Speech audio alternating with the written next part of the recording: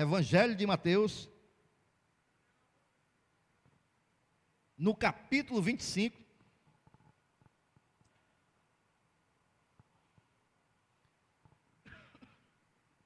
Quem achou pode dizer amém, pode dizer glória a Deus. Quem não achou pode dizer misericórdia, paciência, pastor. Todos acharam? Então vamos ler a partir do versículo 1. Diz assim a palavra do Senhor: Então o reino dos céus será semelhante a 10 virgens que, tomando as suas lâmpadas, saíram ao encontro do noivo, e 5 delas eram prudentes, e 5 loucas. As loucas, tomando a sua lâmpada, não levaram azeite consigo, mas as prudentes levaram azeite, óleo, em suas vasilhas, com as lâmpadas. E tardando o noivo, elas tosquenejaram todas e adormeceram, ou seja, cochilaram, no nosso linguajar. Versículo 6: Mas à meia-noite ouviu-se um clamor: aí vem o noivo, sai-lhe ao encontro. Então todas aquelas virgens se levantaram e prepararam as suas lâmpadas, e as loucas disseram às prudentes: dai-nos do vosso azeite, porque as nossas lâmpadas se apagam. Mas as prudentes responderam, dizendo: não seja caso que nos falte a nós e a vós, ide antes aos que vendem e comprai-o para vós. E tendo elas ido comprá-lo, chegou o noivo, e as que estavam preparadas entraram com ele para as bodas, e fechou-se a porta. E depois chegaram também as outras virgens, dizendo: Senhor, Senhor, abre-nos a porta. E ele respondendo disse: em verdade vos digo que não vos conheço. Vigiai, pois, porque não sabeis o dia, nem a hora em que o Filho do Homem há de vir. Amém? Vou repetir mais uma vez. Todas as vezes que eu prego sobre alguma parábola, eu falo aqui, os irmãos já estão sabendo, que a parábola é uma ilustração, é uma comparação, é uma história, um fato de coisas cotidianas, diárias, que nos trazem lições espirituais, amém? Pegamos um fato do dia a dia, e dentro daquela narrativa nós tiramos lições espirituais. Aqui, irmãos, nesta parábola das 10 virgens, o Senhor, ele tenta mostrar uma verdade espiritual. Ele, não só nessa parábola, mas nas parábolas vizinhas, se a gente for ver, aqui pertinho antes, no capítulo 24, tem a parábola dos 2 servos. Depois da parábola das 10 virgens, tem a parábola dos 10 talentos. E Jesus está aqui neste contexto, nessa pregação, está querendo mostrar como é que acontecem as coisas no reino dos céus. Ele está querendo mostrar como é a estrutura, como é que agem as coisas no reino dos céus. Alguém faz parte desse reino aqui esta noite? Amém? Então nós vamos ver aqui como se manifestam as coisas no reino de Deus. Esta parábola é muito rica, irmãos, na lição espiritual que ela traz para nós. Mas esta noite eu não quero me prender, logicamente, nós vamos ver sobre a questão espiritual, mas eu também quero trazer elementos, lições, instruções, para nós colocarmos em prática no nosso dia a dia, no nosso viver diário. Glórias a Deus, irmãos, que a palavra de Deus é muito rica, irmãos. A palavra de Deus é muito abençoada. A palavra de Deus, é por isso que o salmista compara ela com mel, porque é delicioso mergulhar na palavra de Deus e tirar ensinamento para nossas vidas, instruções, direcionamento. Amém? Então nós vamos ver aqui tudo isso, tanto as questões espirituais, como as questões práticas, de como nós sermos prudentes também, e vivermos de acordo com o reino dos céus. Eu quero trazer aqui algumas questões com relação a esta parábola. E a primeira questão que eu quero que você atente comigo, você fique com a sua Bíblia aberta, em nome de Jesus, que nós vamos acompanhar. Mas a primeira questão que eu quero aqui, que nós possamos notar, quantas virgens eram, irmãos? 10. 5 loucas ou insensatas, algumas traduções, e 5 prudentes. A primeira questão que eu quero aqui que nós possamos anotar e prestar atenção nesse texto, que elas eram iguais, porém eram diferentes. As virgens loucas e as prudentes eram iguais, irmãos, porém eram diferentes. O que é que o pastor está falando aí? O pastor está ficando lelé da cuca? Pois vejamos bem, irmãos. Elas eram iguais, irmãos, porque em primeiro lugar eram 10 virgens, eram iguais, 10 moças. Todas eram moças, virgens, então todas tinham o mesmo modo de ser, eram iguais. Elas também, irmãos, eram virgens que tinham o mesmo objetivo. Qual era o objetivo? Todas elas tinham um objetivo, era esperar a chegada do noivo. Então eram iguais, no mesmo objetivo também. Essas 10 moças, irmãos, elas também eram iguais, porque cada uma delas tinham lâmpadas. Todas elas tinham lâmpadas, eram iguais. Amém ou não amém, meus queridos irmãos? E tem mais, elas tinham lâmpadas, e todas as lâmpadas tinham óleo. Porque elas chegaram, todas com as lâmpadas acesas. Agora, depois que elas cochilaram, esperaram, é que o óleo de algumas se acabou, e tinha algumas que tinham reserva. Aí tem uma diferença, quase imperceptível. Mas no contexto geral, elas eram iguais. Eram iguais. Então, a primeira coisa que eu quero que os irmãos notem é que elas eram iguais, porém diferentes. E nós vamos ver por que eram diferentes. Mas eu quero também trazer para os meus amados irmãos que elas estavam esperando o noivo. E no tempo de Jesus, irmãos, o processo do casamento era diferente do que nós temos hoje.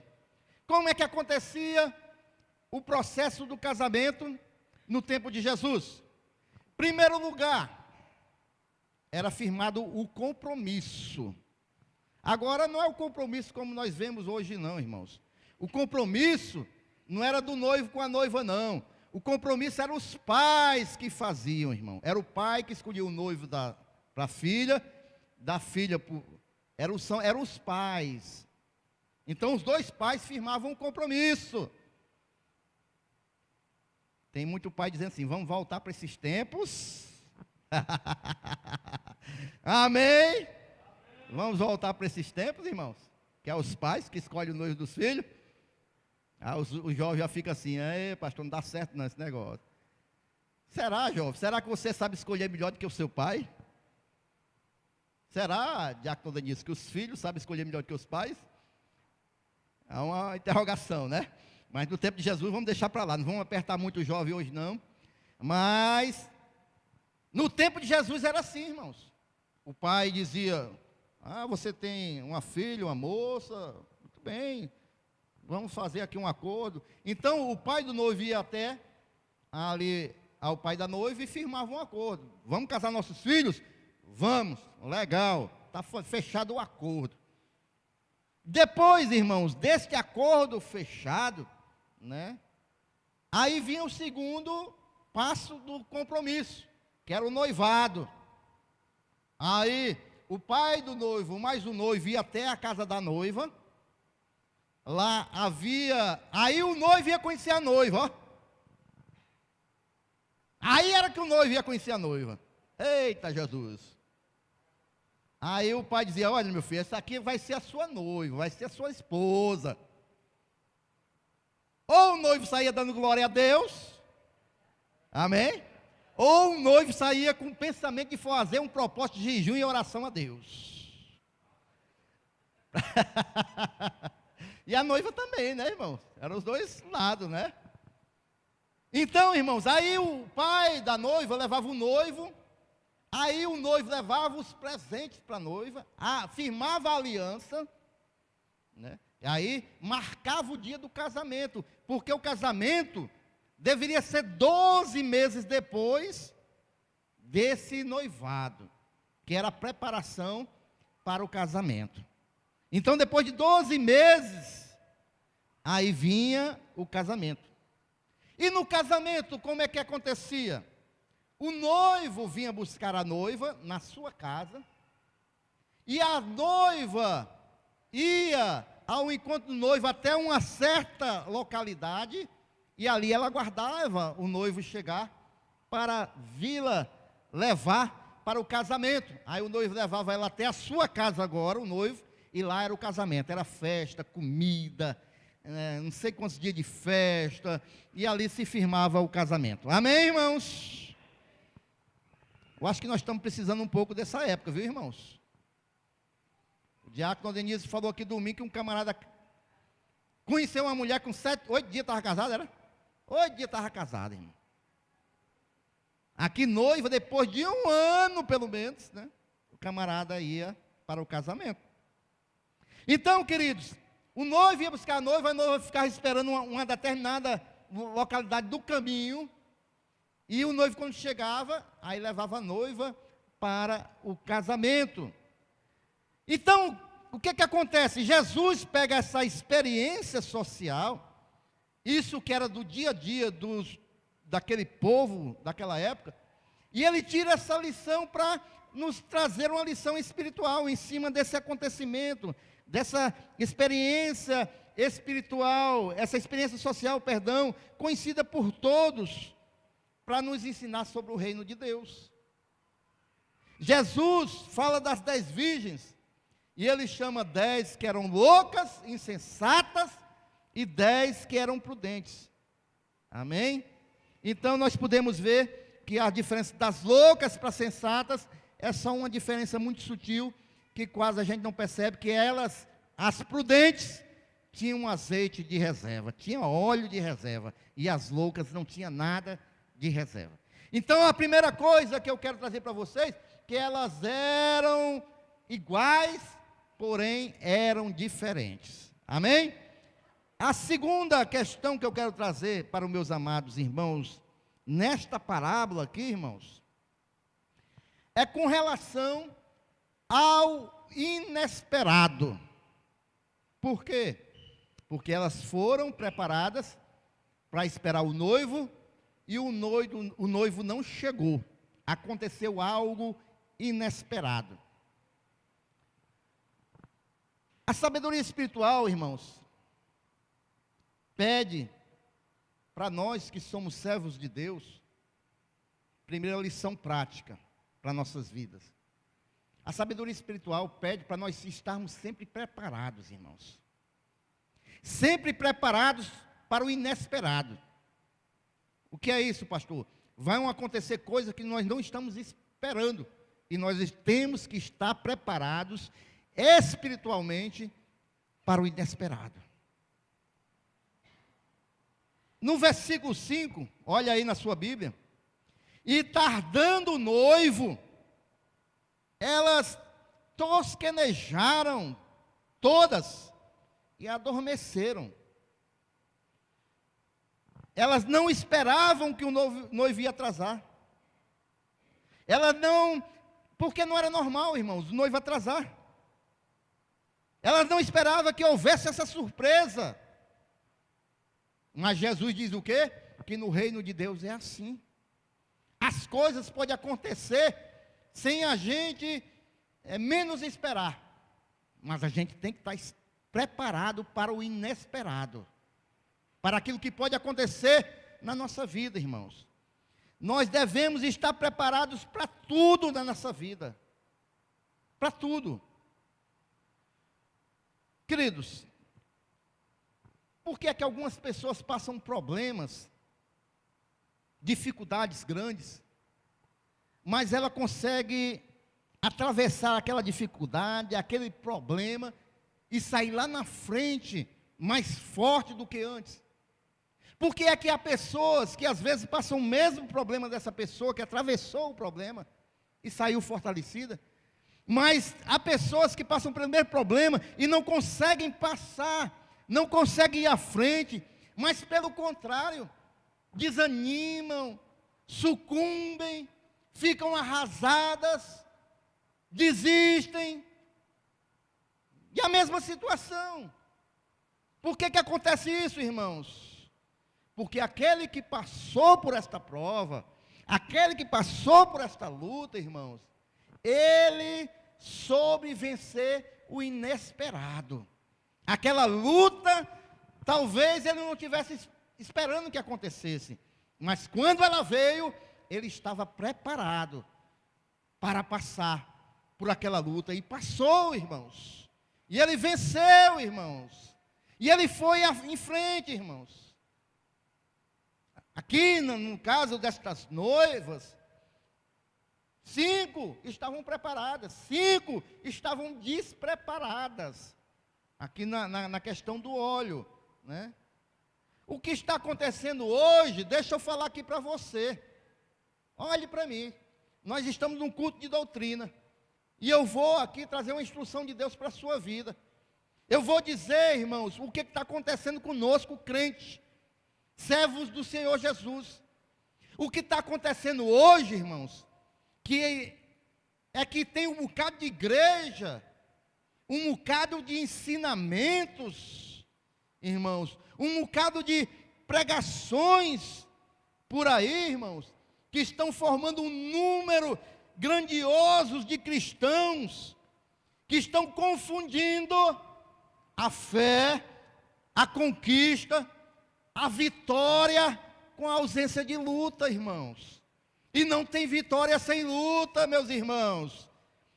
Acontece que tem um bocado de igreja aí, que estão ensinando os crentes que só tem vitória e não tem luta, e isso não é verdade, isso não é evangelho. Nós dizemos sim, que em Cristo Jesus nós somos mais vencedores, nós somos. Mas o que o apóstolo Paulo ensina lá em Romanos capítulo 8, a partir do versículo 35? Ele diz que nós somos em Cristo Jesus mais do que vencedores, mas ele diz o quê? Que nem a fome, que nem a espada, que nem a luta, nada vai nos separar do amor de Cristo. Ele está dizendo o quê? Que nós estamos preparados para vencer, para o inesperado. Pode chegar a fome, pode chegar a luta, mas nós vamos atravessar, porque em Cristo Jesus, aí sim, nós somos mais do que vencedores. Mas ele fala a vitória com Cristo, e ele fala que a luta que nós passamos, não tem vitória sem luta, meus irmãos. Não tem vitória sem batalha. Tem cristão que não está preparado para a batalha. Tem cristão que não compreendeu que no mundo tereis aflição, disse Jesus. Jesus não disse que nós vamos viver em aflição, mas ele disse que no mundo vai ter aflição, vai ter problema, vai ter luta, vai ter batalha, mas nós estamos preparados, porque nós devemos estar preparados para o inesperado. Amém ou não amém? Então, meus queridos, há muitos crentes, irmãos, que não estão sendo forjados, moldados, preparados para o inesperado. Estão caminhando num triunfalismo bíblico, antibíblico, melhor dizendo, porque o triunfalismo bíblico, irmãos, é que a gente sabe que a gente sempre vai ser vitorioso, irmãos. É verdade. Mesmo que nós venhamos morrer, nós somos vitoriosos, porque nós sabemos para onde nós vamos. Nós sabemos que tem coroa de vitória. Nós sabemos que tem um lugar reservado. Nós sabemos que o nosso livro está no livro da vida. Amém ou não amém? Para quem vitória é maior do que essa? Mas, irmãos, há cristãos que não estão preparados para passar lutas nessa vida. Aí, quando chega a luta, sabe o que acontece? O cristão fica frustrado. O cristão fica desanimado. O cristão fica capenga. O cristão, irmão, abala a sua fé.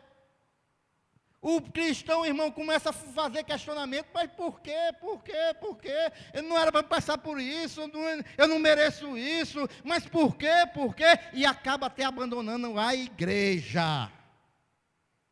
Por quê?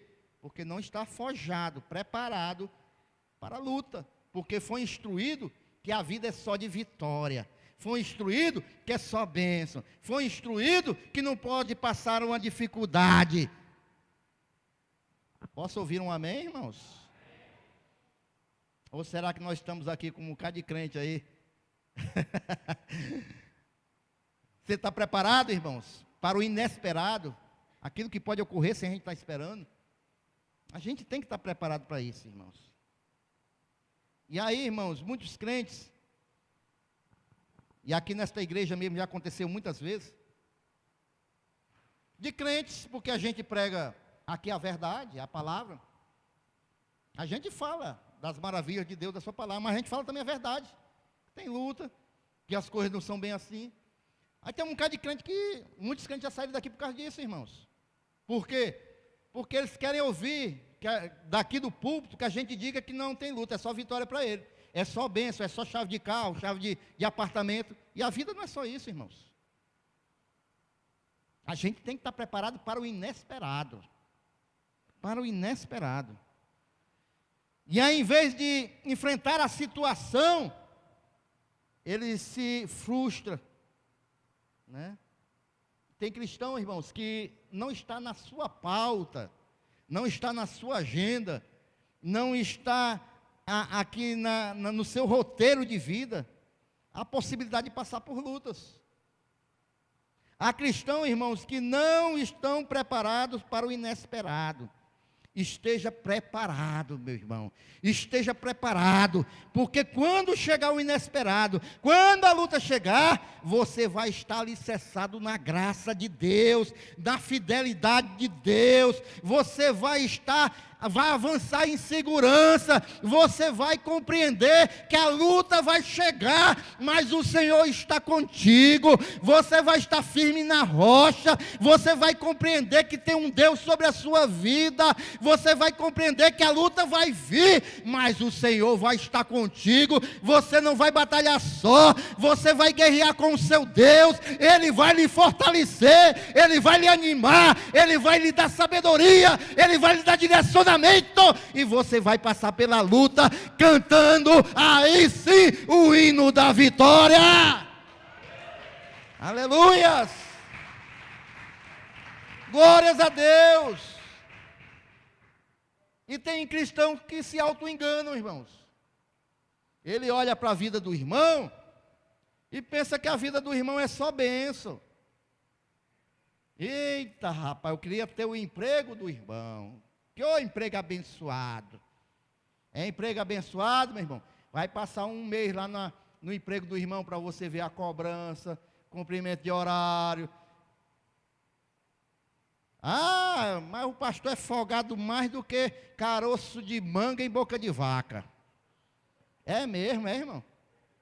Pois quer trocar um dia da minha vida pelo um dia da sua vida, para a gente fazer um teste?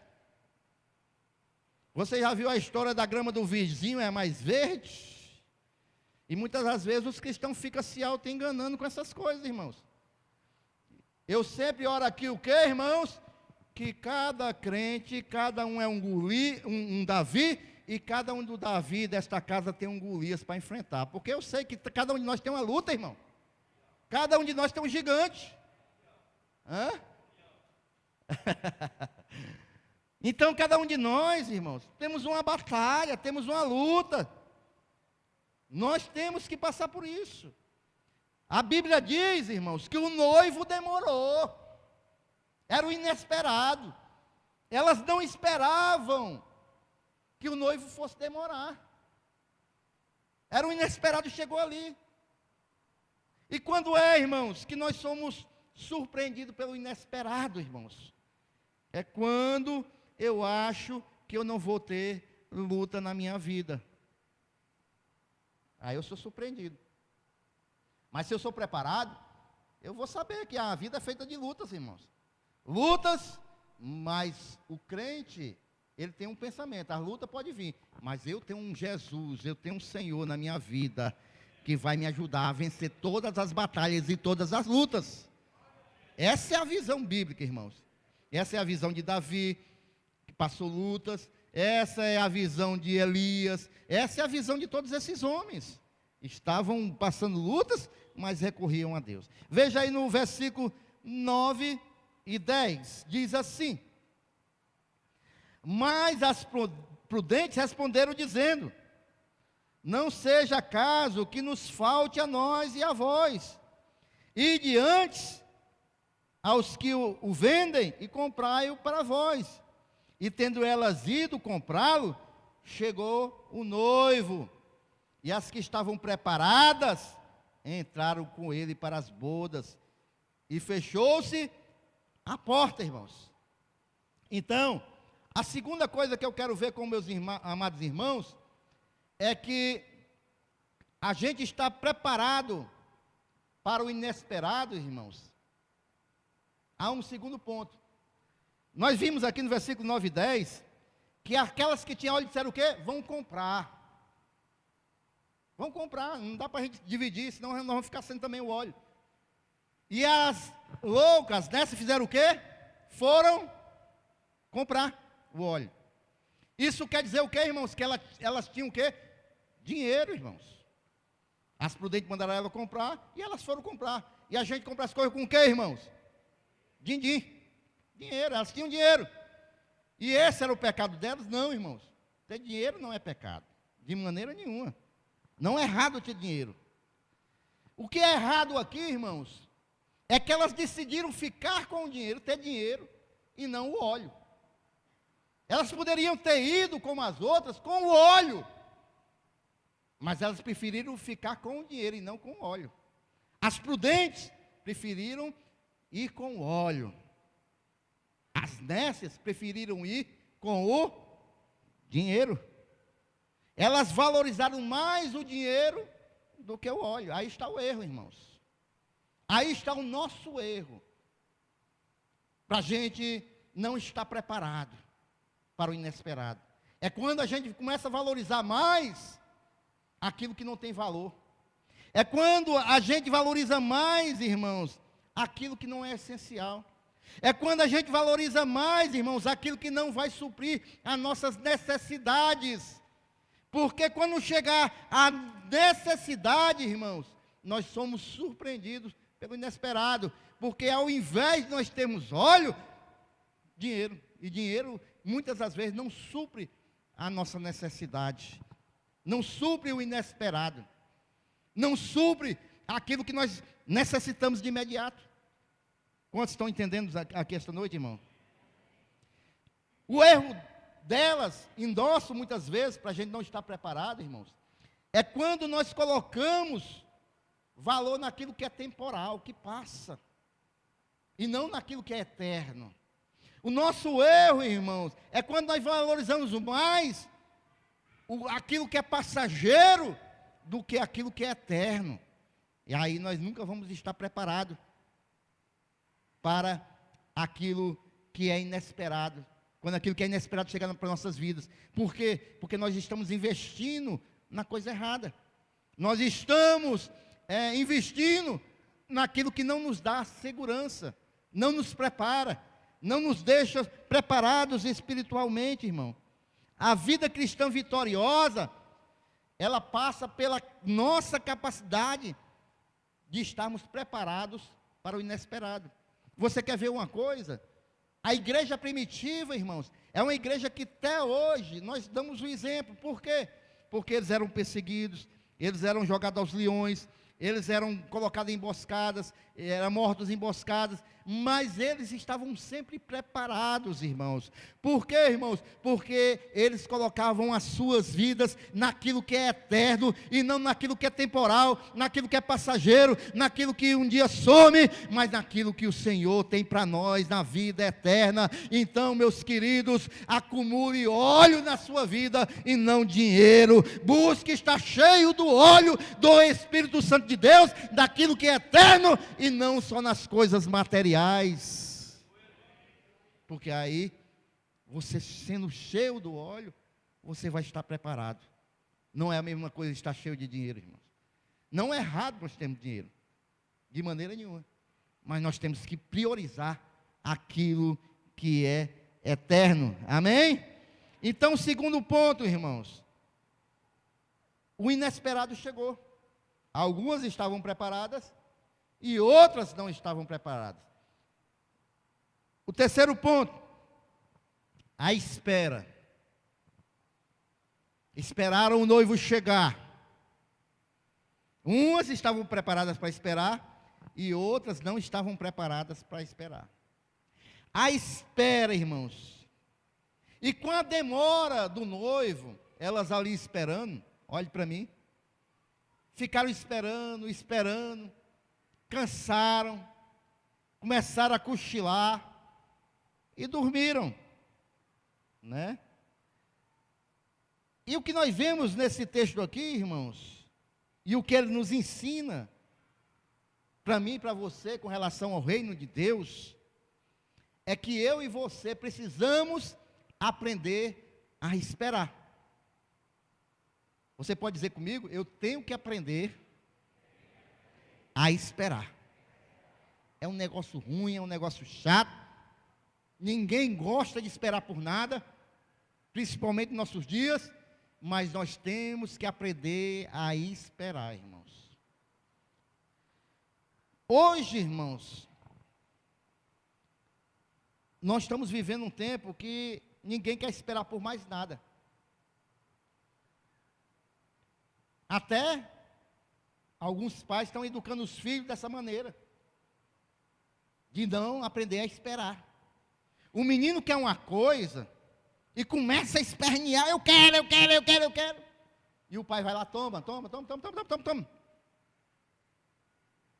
Aí o menino se acostuma, cresce, sem a querer esperar, porque tudo tem que ser de imediato, tem que ser instantâneo.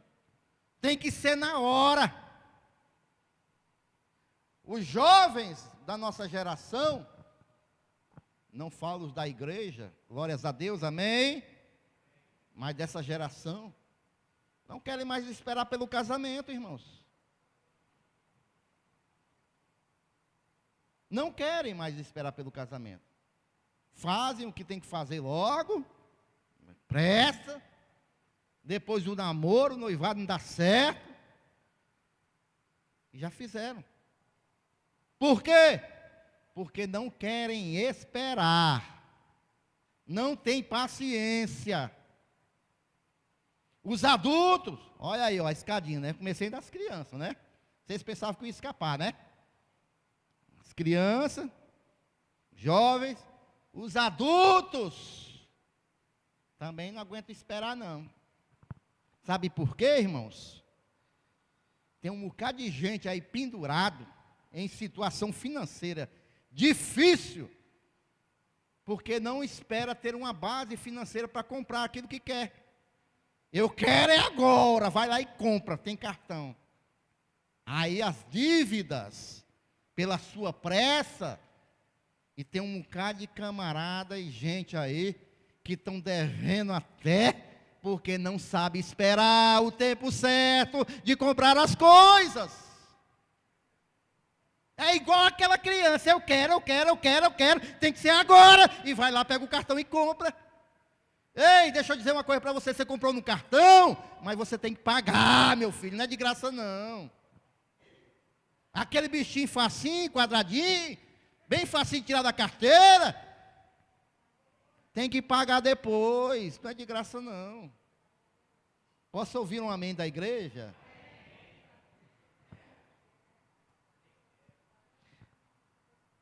Por que que as pessoas estão aí, irmãos, atoladas em dívida, irmãos? Porque não sabem esperar, irmãos. Não, eu quero isso, eu vou fazer uma programação, vou juntar um dinheiro, vou terminar primeiro essas dívidas aqui, tal. Não sabe esperar, vai lá e compra. Aí vai só abrindo buraco. Depois, meu filho, para fechar esse bocado de buraco é difícil. É difícil. Você pode pegar a areia do Castanhão todinho, que foi lá feito o Castanhão. Ainda não vai conseguir, viu? Aprenda a esperar, irmãos. E da mesma maneira com as coisas espirituais. A pessoa ora, vai cheia de fé para a igreja, apresenta a Deus. 2 dias depois quer tomar a frente de Deus. Ah, não tem resposta, Deus não tem olhado para mim. E vai, passa à frente de Deus. Não tem paciência de esperar a resposta de Deus. E as coisas estão caminhando assim, irmãos. O noivo demorou e elas tiveram que esperar. E deixa eu dizer uma coisa para você: esperar não é fácil, não. Toda espera tem custo. Amém ou não amém? Toda espera tem custo. Enquanto elas estavam esperando o noivo chegar, as lamparinas estavam queimando lá e o óleozinho estava indo embora. Tem um custo, irmãos. Elas estavam esperando o noivo, as lamparinas estavam acesas e estavam consumindo o óleo. Toda espera tem custo. Toda espera tem custo. Quer seja custo financeiro, quer seja custo emocional, quer seja custo espiritual, tem custo esperar. E a gente tem que pagar o preço. A gente tem que saber esperar. Tem pessoas, irmãos. Por que que a maioria das pessoas no Brasil cria empresa e com menos de 3 anos está tudo quebrado? Porque não sabe esperar. Porque tem que ter um custo, irmãos. Você sabia que, quem fez administração sabe, que a pessoa que cria uma empresa, ela tem que trabalhar pelo menos 2 anos sem tirar nada da empresa. E pelo menos pode dizer que tem uma empresa mesmo, depois de 5 anos, que ela está solidificada financeiramente, é que o dono vai poder começar a usufruir um pouco, pelo menos 5 anos, para dizer que eu tenho uma empresa. E as pessoas não têm paciência. A pessoa coloca uma empresa, começa a ver dinheiro e começa a passear, começa a gastar, pensa que o dinheiro é dele. Não é dele, é da empresa. A empresa ainda não está solidificada. Aí quando vai ver, cadê o dinheiro? Oh, meu Deus do céu, é crise, é crise não, irmão. É porque você não tem paciência. Você plantou a semente e já quer comer o fruto. E não é assim. Tem que esperar brotar, tem que esperar crescer, tem que poudar, depois vem o fruto, depois vai amadurecer o fruto e depois é que você vai comer. Mas o pessoal não tem paciência. Quer comer a semente mesmo. Então tem que ter paciência. Amém? Quanto tempo você está esperando uma resposta de uma intervenção divina na tua casa? Quanto tempo você está esperando uma intervenção divina na tua vida financeira, na tua saúde, na tua vida espiritual, no teu ministério? Há quanto tempo você está esperando uma intervenção divina? A palavra de Deus para você esta noite: aprenda a esperar. O noivo demorou, mas ele chegou. A ação de Deus vai chegar na tua vida também, mas espera o tempo de Deus, aprenda a esperar. Deus vai mandar sim, mas no tempo certo. Aprenda a esperar. E elas estavam lá, irmãos, esperando, cansaram e agarraram no sono. Sabe por quê, irmãos? Porque esperar traz cansaço. A gente se cansa. Esperar, irmãos, traz fadiga, traz desânimo. Esses são os inimigos que chegam quando a gente está esperando. Olha só, é o desânimo, as dúvidas. Será que vai vir mesmo? Será que esse noivo vai vir mesmo? Será que ele errou o caminho? É o desânimo. Não, acho que ele desistiu do noivado. Aí começam a vir dúvidas. Começam a vir questionamentos. Começa a vir cansaço. Não, mas já era para estar aqui mais de 3 horas. Aí começa a abrir a boca, começa a cansar. Começa a pensar em desistir. Aí começa a vir as dúvidas, irmãos. Esses são os inimigos de quem está esperando. Amém ou não amém? Você colocou na mão de Deus, está esperando a resposta de Deus, já duvidou, está cansado, está desanimado. Eu quero te dizer que tem uma solução para isso. Amém? Tem uma solução para isso. E qual é a solução? Então, como é que a gente deve esperar o noivo chegar? Com óleo de reserva. Porque aquelas que não estavam esperando, não souberam esperar, não estavam preparadas, tiveram que sair para ir atrás de óleo.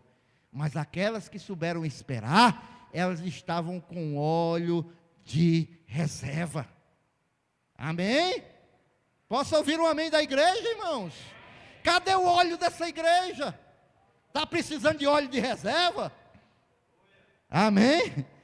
Então vamos ver aí, irmãos. Abra sua Bíblia em Hebreus capítulo 10, versículo 25. Vamos ver como é que eu adquiro óleo de reserva. Hebreus capítulo 10. Quantos acharam? Versículo 25. Como é que eu tenho óleo de reserva? Primeiro ponto. Hebreus 10, 25. Não deixando a nossa congregação, como é o costume de alguns, antes admoestando-nos uns aos outros, e tanto mais quanto vedes que vai se aproximando aquele dia. Primeiro lugar, como é que eu adquiro óleo de reserva? Não deixando de congregar, irmãos, não deixando de vir para a casa de Deus, irmãos, não deixando de estar na comunhão dos irmãos, irmãos. Sabe por que tem muito crente que está aí fraco na fé, sem óleo nenhum? É porque é o aniversário da sogra, da filha, do tio, do Zé, então não posso ir para a igreja. Eu não posso ir para a igreja porque vai chover. Eu não posso ir para a igreja porque estou com uma enxaquecazinha aqui, acho que vai piorar. Aí não vem para a igreja, irmãos. A gente tem que estar na casa do Senhor. Sabe, irmãos, se eu estou doente, aí é que eu vou para a igreja. Se eu estou enfermo, aí é que eu vou para a casa de Deus. Não, mas é o aniversário do primo, do tio, do Zé. Venha para a igreja, irmãos. Não, é o aniversário da sogra. Então corre para a igreja, irmão. Mas tem que estar na igreja. Amém? Deste domingo o pessoal está com essa marcação, estou notando, viu? É deste domingo. Amém, Diácono Adenildo. Então, irmãos, a gente precisa de reserva de óleo. A gente tem que estar preparado. E é na casa de Deus, é no convívio com os irmãos, é na palavra, que a gente vai se fortalecendo, a gente vai se preparando. E quando vier a luta, a dificuldade inesperada, a gente está preparado, irmãos. Versículo 24, como é que eu consigo reserva de óleo? Versículo 24, considerando uns aos outros, para nos estimularmos no amor e as boas obras. Amém? Considere o seu irmão. Considere o seu irmão. Valorize o seu irmão. Comece a amar mais o seu irmão. Comece a ver as riquezas espirituais que há na vida do seu irmão. Eu não escutei um amém, irmãos. Valorize o seu irmão. Abençoe a vida do seu irmão. A gente só quer ver as coisas ruins na vida do irmão. Veja as coisas boas. Não se preocupe não que as coisas ruins todo mundo vê. Agora as coisas boas só vê quem é sábio e tem virtude espiritual. É igual a história do pavão, irmãos. Vocês conhecem a história do pavão? Porque o pavão é de uma das aves mais bonitas, é ou não é? Quando a gente vê um pavão com as suas asas abertas, a gente fica, coisa linda, irmãos. Mas tem gente, irmãos, que vê um pavão lindo, todo aberto. Sabe o que ele diz? Ô bicho dos pés feio. Ele vai olhar para aquilo que é feio. Pavão, as asas deste tamanho, cobre tudo. Lindo, as pendas lindas. Ele vai olhar por 2 pezinhos do pavão. Olha que pé feio. Tem gente desse jeito, nosso meio, irmãos. Não olha para as virtudes do irmão. Não olha para aquilo que é bom do irmão. Não olha para aquilo que é salutar no irmão. Só olha para as coisas ruins. Então, se você quer óleo espiritual, irmãos, valorize o seu irmão em Cristo. Abençoe o seu irmão em Cristo. Ore pelo seu irmão em Cristo. Seja bênção na vida do seu irmão em Cristo. Essas coisas nos fazem, irmão, ficar mais vigoroso espiritualmente, irmãos. Porque quando nós estamos só apontando a vida do irmão, nós não estamos sendo agente de Deus, mas do inimigo. Se nós queremos ser agente de Deus, nós temos que ser bênção na vida do nosso irmão. Amém? A gente tem que fazer relacionamentos firmes. Jesus foi tão sábio, que ele sabia que isso era importante, que quando ele enviou para fazer a obra, ele enviou de 2 em 2. Porque a gente precisa um do outro, de apoio. Amém? Hebreus capítulo 10, versículo 23, já estou concluindo. Versículo 23.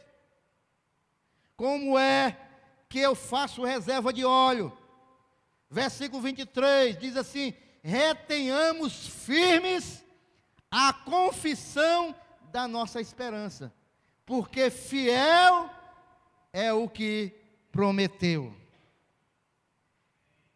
Amém? Guardar firme, irmãos. Guardar firme. Não abrir mão de maneira nenhuma daquilo que a gente crê, da nossa fé, da esperança que a gente tem em Jesus Cristo. Não abrir mão da coroa que está reservada. Não abrir mão da comunhão com o Senhor, da intimidade com o Senhor. Não abrir mão da segurança da cruz do Calvário. Não abrir mão da nossa fé, dos nossos princípios espirituais. Isso nos faz ter uma reserva espiritual. Guarde isso, irmão. Isso aumenta a nossa reserva de óleo. Não negocie os seus valores espirituais, aquilo que você crê. O mundo todo está contra, tudo está contra, mas você não vai negociar, você vai ficar firme, não negocia aquilo que você crê. Você tem a graça divina a seu favor, e isso é super importante. Isso é uma reserva de óleo espiritual para a sua vida. Sabe, queridos, eu me lembro muito de Paulo, lá em 2 Coríntios 12, 9, que Paulo passou uma luta muito grande. Ele tinha uma perseguição, reclamava muito de um espinho na carne. Ele orou 3 vezes a Deus. E sabe o que Deus disse para ele?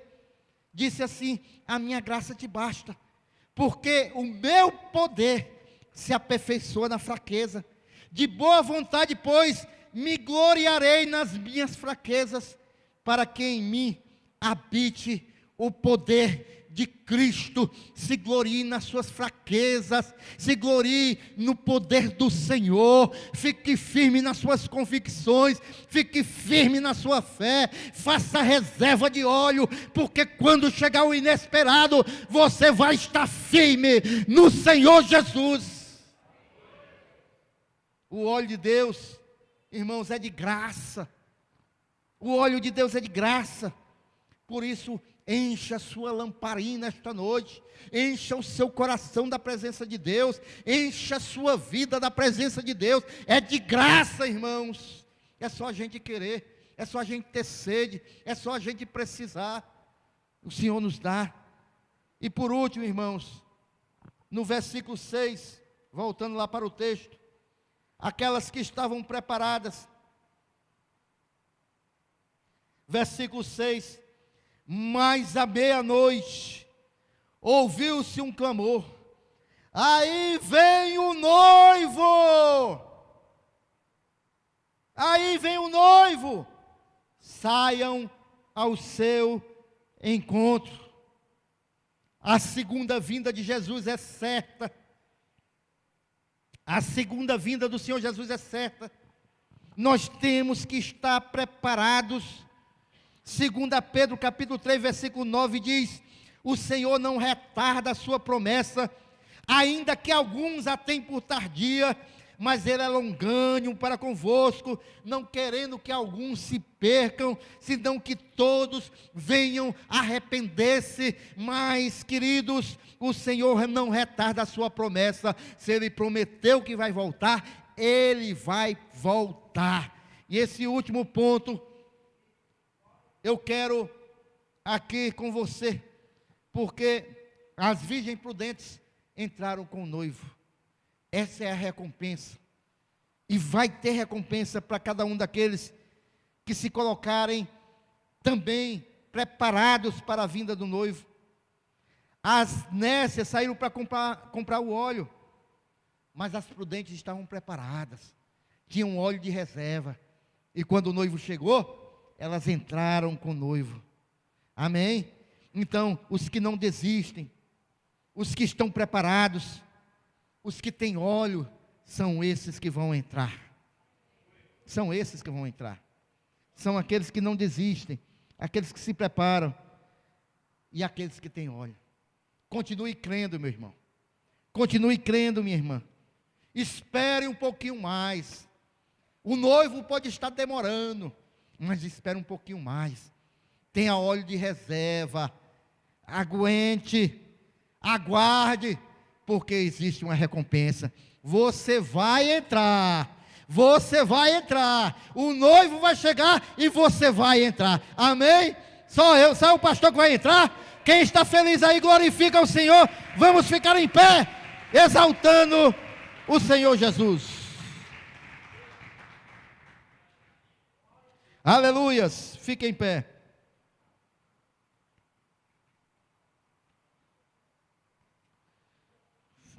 Feche os seus olhos esta noite. Glórias a Deus.